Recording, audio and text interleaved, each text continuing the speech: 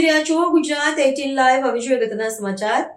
સુરેન્દ્રનગરના વઢવાણ ખાતે જિલ્લા પંચાયત પ્રમુખ હરિકૃષ્ણભાઈ પટેલના અધ્યક્ષસ્થાને આંતરરાષ્ટ્રીય મહિલા દિવસની ઉજવણી કરાઈ. સુરેન્દ્રનગર જિલ્લાના વઢવાણ સ્થિત મંગલ ભવન ખાતે આંતરરાષ્ટ્રીય મહિલા દિવસની રાજ્યવ્યાપી ઉજવણીના ભાગરૂપે જિલ્લા સ્તરે મહિલા સંમેલનનું આયોજન કરવામાં આવ્યું હતું.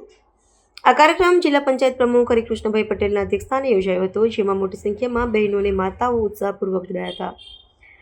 આ સંમેલનમાં વિવિધ ક્ષેત્રોમાં નોંધપાત્ર સિદ્ધિ પ્રાપ્ત કરનાર પ્રતિભાશાળી મહિલાઓનું મહાનુભાવોના હસ્તે બહુમાન કરવામાં આવ્યું હતું.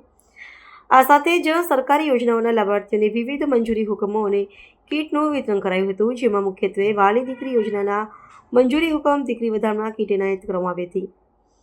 મહિલાઓને શિક્ષણ, સુરક્ષા અને આર્થિક સહાય અંગેની માહિતી સ્થળ પર જ મળી રહે તે માટે વિવિધ માહિતીલક્ષી સ્ટોલ્સ પણ ઊભા કરવામાં આવ્યા હતા.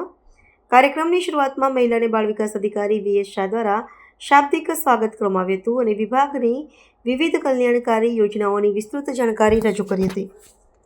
આજે સુરેન્દ્રનગર જિલ્લામાં મહિલા અને બાળ વિભાગ દ્વારા વિશ્વ મહિલા દિવસની ઉજવણી કરવામાં આવી, જેની અંદર આજે વિશિષ્ટ રીતે બહેનોને જે લાભ મળે છે એવી બહેનોના સન્માન કરવામાં આવ્યા.